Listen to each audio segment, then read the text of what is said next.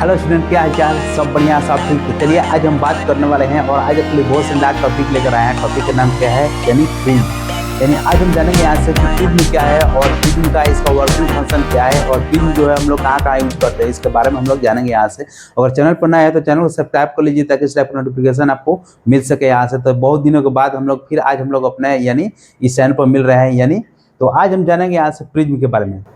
तो यदि अगर चैनल पर आप नए हैं तो चैनल को सब्सक्राइब कर लीजिए ताकि इस टाइप का नोटिफिकेशन आपको मिल सके। तो चलिए हम लोग स्टार्ट करते हैं। यानी आज हम जानेंगे यहाँ से प्रिज्म के बारे में और कापी कलम लेकर यानी रेडी हो जाए ताकि नोट्स बनाना आसान हो जाए। तो चलिए हम लोग देखते हैं यहाँ से यानी प्रिज्म के बारे में। तो देखिए, तो एक जनरली एक प्रिज्म जो होता है अगर देखिएगा तो एक्चुअली ये ऐसे दिखाई देगा, ठीक है। यानी यानी इसका जो शेप जो होगा एक ट्रेंगुलर शेप में होता है, ठीक है। लेकिन जब हम लोग यानी जैसे एक मिठाई का डब्बा होता है ना, जब मिठाई का डब्बा को हम लोग जब ओपन करते हैं तो उसका यानी पूरा यानी अलग अलग पार्ट्स उसका क्या होता है, अलग अलग होता है। उसी तरह इस प्रिज्म को अगर हम लोग इसको अलग यहाँ से अगर यानी तोड़ते हैं यहाँ से तो ये कुछ ऐसे दिखाई देगा और इस शेप को हम लोग यहाँ पर मिला देंगे और इसको इसको मिला देंगे तो यानी इस टाइप का प्रिज्म बन जाएगा, ठीक है। तो ये हो गया आपका ट्रेंगुलर प्रिज्म है। नीचे का जो यानी जो शेप जो है वो रेक्टेंगुलर शेप में है, ठीक है। तो ये हो गया आपका प्रिज्म। प्रिज्म जो है बहुत तरह का होता है। ट्रेंगुलर प्रिज्म, ठीक है, पोरो प्रिज्म, रेक्टेंगुलर प्रिज्म, बहुत तरह का होता है। लेकिन जनरली हम लोग का यहाँ ट्रेंगुलर प्रिज्म के बारे में फिजिक्स में यहाँ से पढ़ना रहता है, ठीक है। तो अगर प्रिज्म को अगर आप एक साइड से देखते हैं तो यानी कुछ प्रिज्म जो है ये ट्रेंगल शेप में ऐसे दिखाई देगा, यानी ऐसे, ठीक है। तो इसी प्रिज्म के बारे में हम लोग को पढ़ना है। ये हो गया, ये जो एंगल बनेगा इसको बोलते हैं हम लोग प्रिज्म एंगल, ठीक है। ये हो गया आपका प्रिज्म एंगल, प्रिज्म एंगल। ये है, ये बी है और ये सी, ठीक है। इसी के बारे में हम लोग को पढ़ना है। देखिए, तो सबसे पहले हमने जानेंगे यहाँ से कि प्रिज्म जो है इसका कुछ यानी इसमें जो पार्ट्स है उसके बारे में लिखेंगे यहाँ से, और प्रिज्म का जो वर्किंग प्रिंसिपल क्या है उसके बारे में जानेंगे हम लोग, और प्रिज्म जो हम लोग कहाँ यूज करते हैं इसके बारे में भी हम लोग जानेंगे। तो सबसे पहले हम लोग प्रिज्म का हम लोग यानी इसका यूज हम लोग पहले हम लोग जान चुके थे। जैसे ऑप्टिकल इंस्ट्रूमेंट एक डिवाइस है, मतलब प्रिज्म क्या है, एक ऑप्टिकल यानी इंस्ट्रूमेंट है या डिवाइस है, ठीक है, जिसको हम लोग यूज करते हैं जैसे लाइट को बेंड यानी बेंड करने के लिए, यानी लाइट को मुड़ाने के लिए, ठीक है। जैसे ये एक आपका प्रिज्म हो गया, ठीक है। लाइट यहाँ से आया फिर ये बेंड करके फिर इस तरफ आ गया, ठीक है। तो ये हो गया आपका डेविएट करने के लिए, यानी उसको बेंड करने के लिए हम लोग यूज करते हैं, ठीक है। तो इसमें जो प्रिंसिपल हम लोग यूज करेंगे यानी स्नेल्स लॉ यूज करेंगे। स्नेल्स लॉ क्या है? रिफ्रैक्शंस। आई निकालेंगे, आर निकालेंगे, डेल्टा निकालेंगे, डेविएशन एंगल निकालेंगे कि देखेंगे इसका कितना डेविएशन है, बस यही चीज़ है। मिनिमम डेविएशन क्या होगा, मैक्सिमम डेविएशन क्या होगा, इसी चीज़ को बारे में हम लोग को पढ़ना है प्रिज्म में, ठीक है। तो इसमें हम लोग थोड़ा सा यानी इस पर यानी बेसिक जो है यानी हम लोग जानेंगे कि इसका डेफिनेशन के बारे में भी लिखेंगे, फिर इसका फॉर्मूला भी हम लोग ड्राइव करेंगे हम लोग और आगे बढ़ते हैं। तो एक बेसिक यानी आइडिया आ गया कि प्रिज्म क्या है। तो प्रिज्म एक इंस्ट्रूमेंट है, डिवाइस है, जिसका काम क्या है, रे ऑफ लाइट को यानी बेंड करना, ठीक है। और भी बहुत जगह हम लोग यूज करते हैं प्रिज्म को, यानी स्प्लिटिंग ऑफ लाइट प्रिज्म पर, जैसे यानी लाइट पड़ता है तो स्प्लिटिंग होता है, बहुत तरह का यानी घटना होता है, बहुत जगह यूज करते हैं। तो जनरली हम लोग पढ़ेंगे यहाँ से प्रिज्म में कि प्रिज्म का यानी इस पर जो फॉर्मूला हम लोग यूज करते हैं, इसका बेसिक जो है incident ray, angle of incidence, angle of reflection, deviation angle कितना है, यही सब निकलना है। तो अब हम इसको मिटाते हैं और फिर हम लोग आगे बढ़ते हैं, ठीक है। तो ये हो गया आपका प्रिज्म। अब इस प्रिज्म को फिर मिटाकर फिर आगे बनाते हैं एक और अच्छा सा प्रिज्म, यानी एक बेसिक जो है आइडिया प्रिज्म का हमारे दिमाग में आ गया है यहाँ से। तो अब हमारा स्केल किधर है, यहाँ से एक प्रिज्म बनाते हैं और इसके पार्ट्स को हम लोग लिखते हैं, फिर आगे बढ़ते हैं। यहाँ से ये है प्रिज्म, ये तो थोड़ा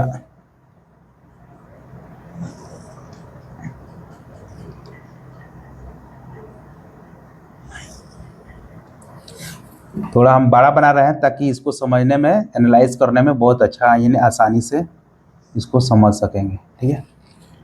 ये है पी ए बी और सी, बेस हो गया। ये जो एंगल होगा इसको प्रिज्म एंगल बोलते हैं, ठीक है। ये जो सरफेस क्या है, प्लेन सरफेस है प्रिज्म का, ये हो गया आपका बेस, ठीक है।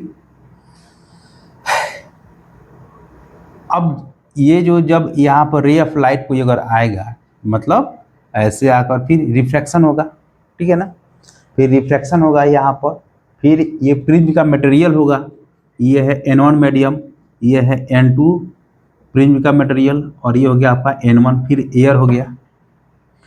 तो यहाँ से हम लोग जानेंगे, और हम लोग ये भी जानते हैं कि स्नेल्स लॉ क्या है, तो एक मीडियम से दूसरे मीडियम में लाइट जब एंटर करता है तो उसके लिए हम लगाते हैं। तो हर यानी इस सरफेस को भी स्नेल्स लॉ लगाएंगे, ठीक है, और देखेंगे कि इसके स्नेल्स लॉ लगाने के बाद इसका क्या रिजल्ट आ रहा है, ठीक है। तो यहाँ पर जैसे कोई रे ऑफ लाइट अगर ऐसे इंसिडेंट हो रहा है, रे ऑफ लाइट, ठीक है,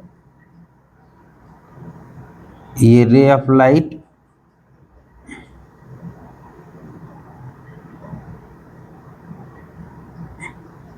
तो जब ये रे ऑफ लाइट जब इंसिडेंस होगा, मतलब यहाँ पर, तो क्या वो सीधे चले जाएगा? तो नहीं, इसके पहले हम लोग पढ़े थे कि रिफ्रैक्शन में रे ऑफ लाइट जो है ओरिजिनल पाथ से नहीं, कुछ डेविएट होकर वहाँ से बढ़ती है, ठीक है। अब देखिए, अब जो अगर ये रे ऑफ लाइट अगर ऐसे जा रही है,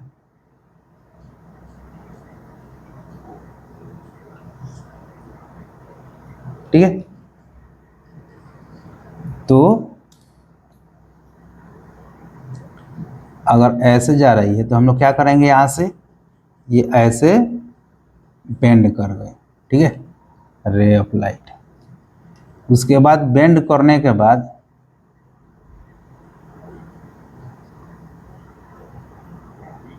ठीक है, और इसको हम लोग और आगे यहाँ पर बढ़ा देते हैं, ये हो गया आपका डेल्टा। अब यहाँ पर एक नॉर्मल यहाँ पर देते हैं, नॉर्मल, कि रे ऑफ लाइट जो है हमेशा नॉर्मल से ही काउंट किया जाता है।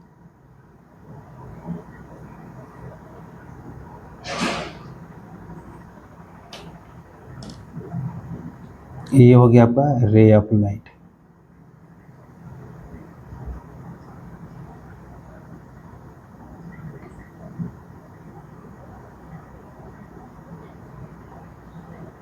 ठीक है, ये है नॉर्मल N1, ये है नॉर्मल N2, ठीक है।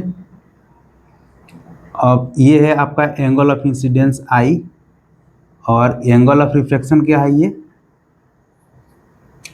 ये है आपका R1, ठीक है, सॉरी ये R1 नहीं होगा, एंगल ऑफ रिफ्लेक्शन क्या होगा, ये एन नॉर्मल से और रिफ्लेक्टेड रे से, ये अगर R1 है, ठीक है, इसको मान लेते हैं हम लोग R2, और ये है इमरजेंट एंगल E, ठीक है, R2, और ये जो एंगल जो है ये डेविएशन एंगल कहलाएगा। यहाँ पर नाम दे देते हैं, यहाँ से ये A है, इसको M दे देते हैं, ये N दे देते हैं, ये P दे देते हैं, ये R दे देते हैं, ठीक है, बहुत अच्छा। ये है angle of incidence, angle of refraction, फिर यहाँ पर क्या रहा है, एंगल ऑफ इंसिडेंस ये R2 हो जाएगा, और एंगल ऑफ इमरजेंट E हो जाएगा। मतलब जब इस सरफेस से जब रे ऑफ लाइट एंटर करेगा तो ये incident angle of incidence, angle of reflection, और ये होगा एंगल ऑफ यहाँ से का इंसिडेंस, और ये हो जाएगा आपका एंगल ऑफ इमरजेंट, ठीक है। चलिए, बहुत खूब, बहुत अच्छा। तो अब हम लोग थोड़ा सा यहाँ पर गौर करेंगे, यहाँ पर एक ABNP, ये एक क्वाड्रिलेटरल बन गया AMNP, ठीक है। इस क्वाड्रिलेटरल के बारे में भी हम लोग जानेंगे, थोड़ा सा आगे प्रिज्म के बारे में हम लोग एक्सप्लेन कर देते हैं, प्रिज्म क्या है, ठीक है। तो प्रिज्म क्या है, एक प्रिज्म की जो है एक ट्रांसपेरेंट ऑप्टिकल इंस्ट्रूमेंट है, ठीक है, यानी a prism is a transparent मतलब लाइट आर पर यानी वहाँ से चला जाए, ठीक है। A prism is a transparent optical instrument, ठीक है, ऑप्टिकल इंस्ट्रूमेंट है with flat surface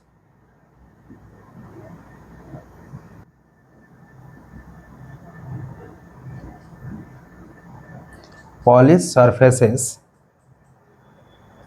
that refract,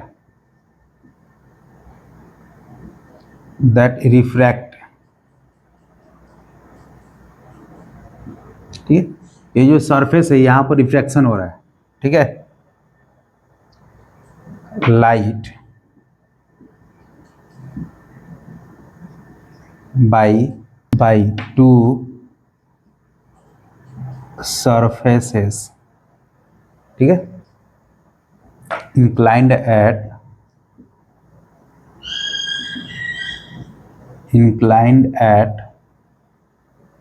an angle, ठीक है। मतलब कहने का मतलब क्या है, a prism is a transparent optical instrument with flat surfaces, polish surface that refract light by the two surface inclined at an angle, ठीक है। मतलब प्रिज्म क्या है, ये एक फ्लैट सरफेस है, यहाँ से रे ऑफ लाइट जाएगा, इसका रिफ्लेक्शन होगा, फिर उसके बाद दूसरे सरफेस पर आएगा, यहाँ पर भी रिफ्लेक्शन होगा, बस यही घटना है, यानी हमारा प्रिज्म पर होता है, बाकी कुछ है नहीं स्पेशल चीज।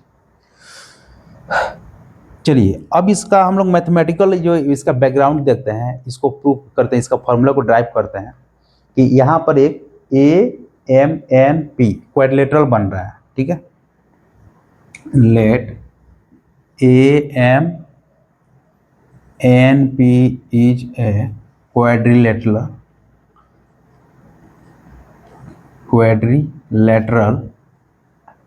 ठीक है। तो इसका अपोजिट जो एंगल होगा कितना होगा क्वाड्रिलेटरल का 180, यानी angle A plus angle N equal to 180 degree, angle A plus angle N, और इस एंगल N को हम लोग कैसे लिख सकते हैं, MNP, angle MNP equal to 180 degree, first equation, ठीक है।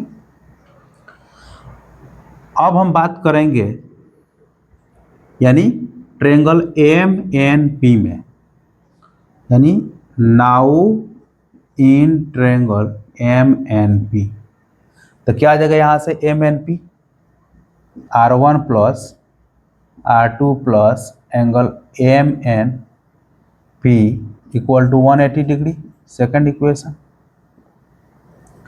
अब इसको और इसको दोनों तरफ क्या है 180 कंबाइन करते हैं, यानी from equation first and second, तो angle A plus angle MNP equal to R1 plus R2 plus angle MNP, 180 बराबर हो गया, तो ये इधर आएगा तो क्या जाएगा माइनस हो जाएगा, यानी कट जाएगा, तो angle A equal to R1 plus R2, इसको मान लेंगे हम लोग थर्ड इक्वेशन, ठीक है। मतलब R1 plus R2 equal to angle A, angle A मतलब ये प्रिज्म एंगल, यहाँ पर लिख देते हैं ये प्रिज्म एंगल, यानी angle A equal to prism angle,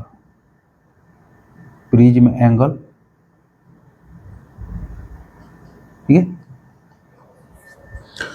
अब हम बात करेंगे यहाँ से इस एंगल में, ठीक है, ये एंगल कितना होगा, यानी ट्रायंगल RMP, ठीक है, करें यहाँ से ट्रायंगल RMP, या इसको हम लोग तो A equal to R1 plus R2, third है इसको ले लेते हैं, ठीक है।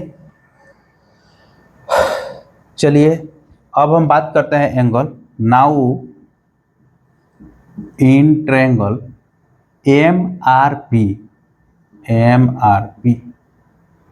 तो MRP में क्या आ जाएगा यहाँ से कि एंगल, ये एंगल यानी डेल्टा डेविएशन एंगल कितना आ जाएगा, तो सम ऑफ ये एंगल प्लस ये एंगल, यानी डेल्टा इक्वल टू, यानी angle RMP plus angle RPM, ठीक है, तो डेल्टा ही हो RMP,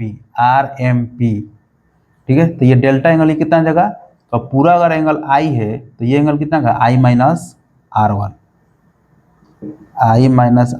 प्लस, और ये एंगल कितना है E माइनस R2, ठीक है। बहुत अच्छा, बहुत खूब। डेल्टा इक्वल टू, इसको कंबाइन कर लेते हैं, I plus e minus R1 plus R2, ठीक है। ये हो गया आपका फोर्थ इक्वेशन। अब हम लोग जानते हैं चूंकि R1 plus R2 equal to है, अब इसका वैल्यू इसमें पुट कर देते हैं, तो डेल्टा इक्वल टू कितना आ गया, I plus e minus A आ गया। तो ये आ गया हमारा क्या चीज़, delta, I plus e minus A. बहुत अच्छा। तो यहाँ से डेविएशन एंगल आ गया delta equal to I plus e minus A, और एंगल ऑफ प्रिज्म कितना आ गया यहाँ से, A equal to R1 plus R2। तब तक इसको उतारिए, फिर हम लोग आगे बढ़ते हैं। तो प्यारे बच्चों, तो इधर ध्यान दीजिए। अब आगे बढ़ते हैं यहाँ से, अब देखते हैं कि इसके बाद का स्टेप क्या होने वाला है। तो यहाँ से हम लोग क्या क्या निकाल रहे हैं, यहाँ से angle A equal to R1 plus R2 और delta equal to I plus e minus A, ठीक है। ये दो जो भाई यहाँ से आए इक्वेशन। अब यहाँ से हम बात करेंगे कंडीशन फॉर मिनिमम डेविएशन, ठीक है। तो कंडीशन फॉर मिनिमम डेविएशन क्या है, उसको हम लोग थोड़ा जरा सा इस पर गौर करेंगे यहाँ से। तो प्यारे बच्चों, इस पर जरा तवज्जो दीजिए यहाँ से। तो मिनिमम डेविएशन का मतलब ये है कि अगर ये रे ऑफ लाइट, अगर नॉर्मल इंसिडेंस हो रहा है, नॉर्मल इंसिडेंस का मतलब ये नॉर्मल है, अगर ये रे ऑफ लाइट अगर जितना ये कम हो जाएगा और नॉर्मल इंसिडेंस होगा, तो ये रे ऑफ लाइट क्या होगा, इसके पैरेलल हो जाएगा, ठीक है। तो जब ये पैरेलल होगा तो इसका ये डेविएशन एंगल क्या होगा, कम हो जाएगा, ठीक है। मतलब ये जो है, ये जो ऐसे जो जा रहा है और ये जो ऐसे है, ठीक है, और ये जो एंगल बन रहा है, ठीक है, ये। तो कहने का मतलब क्या है कि अगर ये पैरेलल हो जाए ऐसे, तो डेल्टा कितना हो जाएगा, 0, अगर ये पैरेलल हो जाएगा तो। इसी को बोलते हैं कंडीशन फॉर मिनिमम डेविएशन, ठीक है। तो कंडीशन फॉर मिनिमम डेविएशन क्या होगा, तो R1 इक्वल टू R2 हो जाएगा, दोनों बराबर हो जाएगा, R1 बराबर R2, ठीक है। तब क्या होगा, R1 बराबर R2, और दोनों को हम लोग क्या मानते हैं, R। तो ये है थर्ड इक्वेशन। तो फ्रॉम, ये है आपका थर्ड इक्वेशन, और इसको हम लोग क्या माना है यहाँ से, इसको फोर्थ इक्वेशन, ठीक है। इसको फोर्थ इक्वेशन, ये जो फोर्थ यहाँ पर दिया है ना, इसको हम लोग फोर्थ मान लेते हैं, फोर्थ इक्वेशन। तो ये हो गया आपका फोर्थ इक्वेशन। तो फ्रॉम थर्ड से A equal to R1 R2, तो दोनों क्या है, बराबर है, यानी क्या जाएगा 2R1, R1 बराबर R माने हैं, A इक्वल टू 2R, इसीलिए R बराबर क्या जाएगा, A/2, ठीक है। तो इसको हम लोग मान लेंगे यहाँ से फिफ्थ इक्वेशन, ठीक है। बहुत खूब। अब उसके बाद बात करेंगे हम लोग, तो डेल्टा इक्वल टू यहाँ से 2I माइनस ए कर लेते हैं यहाँ से, नहीं इसको जो है यहाँ से 2I, तो ये डेल्टा मिनिमम डेविएशन के केस में, ठीक है, जब मिनिमम डेविएशन होगा तो डेल्टा इक्वल टू, ये इधर आएगा तो क्या जाएगा, delta minimum plus A equal to 2I, इसीलिए I equal to delta minimum plus A/2, ठीक है। तो ये हो जाएगा आपका 6 यानी इक्वेशन, छठा इक्वेशन। तो अब छठा इक्वेशन जब आएगा, तो छठा इक्वेशन से क्या आता है, बाई स्नेल्स लॉ क्या आता है, यानी n पहला मीडियम से दूसरा मीडियम में जा रहा है, यानी n21 बराबर n2/n1, ठीक है। अब हम जानते हैं n2 बराबर क्या जाएगा, यानी या ऐसे भी हो जाएगा sine I upon sine R, या n21 बराबर sine I upon sine R, ठीक है। क्रॉस मल्टीप्लाई कर लीजिए इसको, n2/n1 इक्वल टू, या ऐसे रहने देते हैं, n2 1 साइन आई, तो आई को हम लोग आई लिख देंगे और साइन आर को हम लोग आर लिख देंगे, ठीक है। या ऐसे भी लिख सकते हैं यहाँ पर साइन आई के वैल्यू कितना आ गया यहाँ से i equal to delta minimum plus a/2, ठीक है। और ये क्या आ जाएगा आपका साइन आर का वैल्यू कितना आ जाएगा, आर इक्वल टू a/2 यानी a/2, ठीक है। तो ये हो गया n2 1, ये होगा आपका कंडीशन फॉर मिनिमम डेविएशन,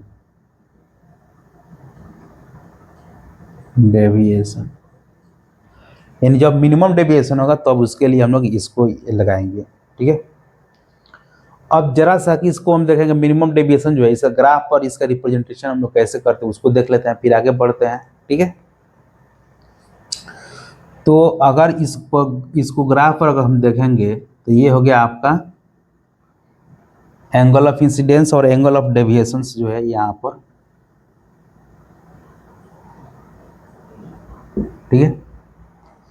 तो ये हो गया आपका डेल्टा हो गया यानी डेविएशन एंगल, और ये हो गया आपका एंगल ऑफ इंसिडेंस, ठीक है। इसका ग्राफ जो होता है लगभग कुछ इस टाइप का होता है, ठीक है। और ये ऐसे बढ़ते आ रहा है यहाँ पर, तो ये जो है आपका कंडीशन फॉर मिनिमम डेविएशन।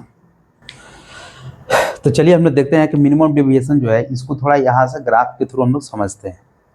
तो ये आपका डेविएशन एंगल, जैसे डेविएशन एंगल को ऐसे बढ़ाते जा रहे हैं, ऐसे डेविएशन एंगल को बढ़ाते जा रहे हैं, सॉरी एंगल ऑफ इंसिडेंस को ऐसे बढ़ाते जा रहे हैं, एंगल ऑफ इंसिडेंस बढ़ते जा रहा है, तो एंगल ऑफ डेविएशन क्या रहे, स्टार्टिंग में यहाँ से ऐसे घट रहा है, ठीक है। तो और बढ़ाते गए और घटा, एक ऐसा टाइम आएगा कि जब एंगल ऑफ यानी क्या चीज़ डेविएशन एंगल जो सबसे यानी कम आएगा, उससे और कम नहीं हो सकता है, तो इसी को हम लोग बोलते हैं मिनिमम डेविएशन, ठीक है।